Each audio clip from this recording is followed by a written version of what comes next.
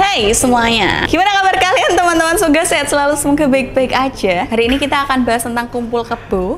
Ini bisa di-share ya ke teman-teman kalian, atau beberapa teman kalian tuh biasanya benci kalau ada temennya yang kumpul kebo tapi dia nggak bisa. Akhirnya dia cari-cari masalah. Nah, ini bisa di-share ke teman-teman kalian. Buat kalian yang belum tahu kumpul kebo itu apa, padahal di zaman dulu ada film yang Dono Kasino Indro itu sudah dicerminkan kumpul kebo seperti apa loh ya. Tapi buat yang belum tahu, kumpul kebo itu bukan kebo dikumpulin, enggak, ya kalian kebonya tinggal satu atap. Tapi ada arti aslinya kumpul kebo, kalian googling sekarang ya, nggak usah nyuruh aku jelasin. Intinya kumpul kebo adalah sekumpulan orang-orang lawan jenis khususnya yang tinggal dalam satu atap, dalam satu rumah, dalam satu ruangan, bisa bareng ruangannya, bisa cuman berbagi rumah doang tapi nggak berbagi kamar, atau bahkan sampai berbagi kasur dan berbagi handuk. Gila nih ya, tapi tanpa ikatan pernikahan yang sah secara negara maupun agama. Jadi aku akan ngasih tahu kalian kenapa sih kok orang-orang banyak yang milih kumpul kebo. Kenapa nggak nikah dulu baru tinggal bareng serumah? Nah, ini banyak banget alasannya. Penjelasan sederhananya itu tadi, tinggal satu rumah nggak ada ikatan, jadi kayak testing, test drive, berperilaku hidup bersama seperti layaknya suami istri, tapi belum sah, belum jadi suami istri. Terus kenapa tren kumpul kebo ini, atau mungkin kalau sekarang mungkin namanya udah bukan kumpul kebo ya, orang nggak mau disebut kumpul kebo, karena kan kayak katrok gitu ya kata-katanya. Moving in, ada lagi yang pokoknya ada bahasa kerennya zaman sekarang tuh gimana, pokoknya ada bahasa kerennya. Mereka ini kayak nggak mau disebut kumpul kebo biar terlihat keren gitu loh, biar kayak seolah-olah mereka punya idealis baru, padahal lagi pada wae jenengi. Nah, kenapa kok di tahun 2025 ini banyak orang yang melakukan kumpul kebo dengan istilah lain? Kenapa kok nama ini populer banget, kejadian ini populer banget? Karena pertama, ingat nggak ada berita yang sempat mencuat banyak orang-orang yang akhirnya tidak mau memiliki anak, child free. Setelah dari child free, banyak orang yang akhirnya menyuarakan pendapatnya tentang nggak mau nikah. Jadi mau in relationship tapi nggak mau menikah. Apalagi ditambah dengan tren-tren marriage is scary. Kalau aku nikah nanti kalau aku gini gimana? Banyaknya tuntutan-tuntutan pernikahan dan lain-lain. Media sosial menyuguhkan betapa seramnya berumah tangga. Media sosial menyuguhkan independent woman yang nikahnya nanti aja. Alasan orang memilih untuk kumpul kebo biasanya pertama ekonomi. Karena daripada kamu memilih atau tinggal di dua kos berbeda, lebih baik jadi satu. Kalau dua kos itu kan ada ongkos OTW nih, ada kirim-kiriman makanan lah. Kalau satu kos itu mungkin kalau pesan Gojek, GoFood itu ya udah ke situ-situ aja, ngirim paket apa segala macam ke situ, nggak ada jemput, antar dan lain-lain. Kemudian ada juga yang beranggapan untuk kumpul kebo itu untuk tes kecocokan. Kira-kira kalau aku tinggal bersama, ada nggak ya habit-habitnya yang kira-kira nanti pas nikah tiba-tiba muncul. Padahal buat kalian yang kumpul kebo, setelah kalian menikah bakalan ada habit yang nggak kalian ketahui, padahal kalian sudah tinggal bersama bertahun-tahun. Kemudian pengaruh budaya luar, di mana orang-orang ngelihat budaya luar yang tinggal bersama, oh kayaknya keren ya, oh kok itu boleh ya, oh kayaknya seru ya, dengan pembelaannya masing-masing, dengan beralaskan budaya luar atau sedang ngetren. Ini ada penelitian ya, ada fun fact. Menurut data survei di 2024, 1 dari 5 pasangan muda di Indonesia pernah tinggal bersama tanpa menikah, dan 60% yang merasa itu adalah pilihan praktis, bukan karena cinta sejati. Kalian lihat pasangan-pasangan yang sekarang langgeng, hidupnya enak, dicintai sama suaminya, diratukan, bahkan walaupun sudah punya anak, suaminya nggak aneh-aneh.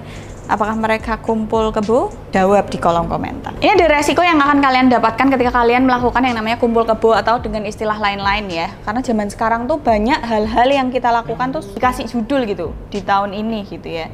Dan judulnya makin lama makin keren, seolah jadi nggak dosa gitu, jadi nggak salah. Yang pertama, nggak sah dan nggak baik kalian melanggar secara hukum dan agama. Kok bisa mbak secara agama? Ya Allah, secara agama aja kita nggak nutup aurat aja salah, atau tinggal bersama aja salah deh pokoknya secara agama, apalagi agama muslim ya. Nggak tahu deh agama lain, silahkan komen di bawah boleh apa enggak. Apalagi kalian tinggal di Indonesia di mana mayoritas itu muslim, dan banyak banget toh ormas-ormas yang akan menggeruduk kalian kalau kalian tinggal bareng tanpa ikatan pernikahan. Terus resiko yang berikutnya adalah takutnya ada accident, ada hamil di luar nikah, ada pengguguran di situ. Kalau udah ada pengguguran pasti kalian beli obatnya ya kan. Belum lagi kalau kumpul kebonya ya kalau sama-sama single lah, kalau gendaan lah, kalau selingkuhan atau aneh-aneh openi yang diopeni, belum ada labrak-melabrak istri sah. Yo nek labraknya main nekoni tok, lah nek ditekokke truk Sapti Tank bar digebyur ayo. Sapti Tank doang paling bersihin doang. Lah kalau bar omahmu diobong kan atau ditekokke preman dan lain-lain,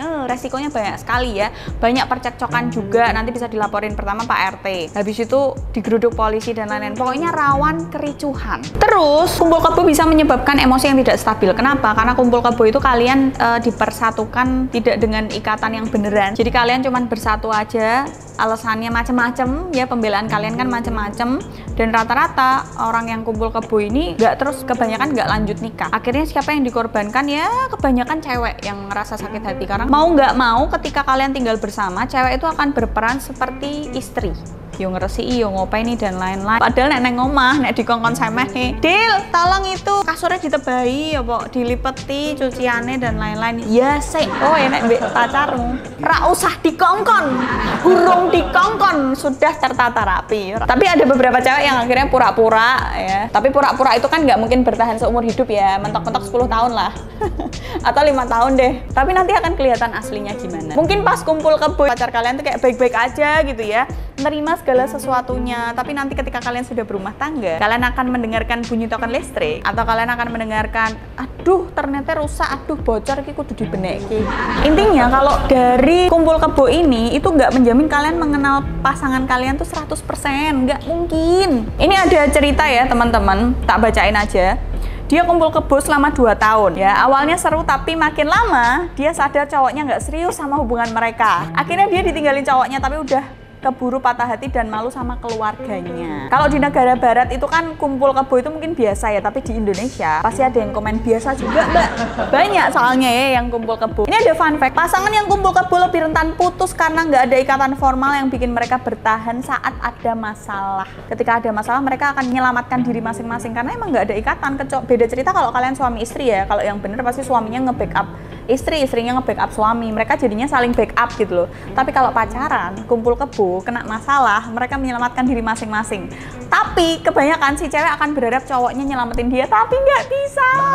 Haruskah kalian kumpul kebo di tahun 2025? Ora goblok. Udah dijelasin dari awal video ya, di akhir video tetap kumpul kebo. Cangkemmu sampai bengoren jelas. Jadi buat teman-teman, coba pikirkan lagi ketika kalian mau kumpul kebo atau diajak pacar kalian kumpul kebo dengan alasan macam-macam ya. Biasanya kalau ngajak kumpul kebo itu kan tadi alasannya udah tak sebutin, ekonomi dan lain sebagainya. Kalian pikir lagi. Coba kalian mikir, iya kalau kalian sudah kumpul kebo ya, kalau akhirnya dia jadi suamimu atau akhirnya dia jadi istrimu. Kalau enggak, kamu sudah kayak udah nyicipin anak orang. Ya udah layaknya suami istri gitu. Tapi bar endingnya rak sido. Belum lagi kalau kalian kena masalah lah itu loh. Kalau kalian kena masalah itu runyam. Nggak bisa kalian kumpul kebo. Saranku sih di tahun 2025 ini kalian melihat kumpul kebo atau dengan istilah lain yang lebih keren itu bukanlah sesuatu yang wajib untuk diikuti atau enak untuk dijalani. Tapi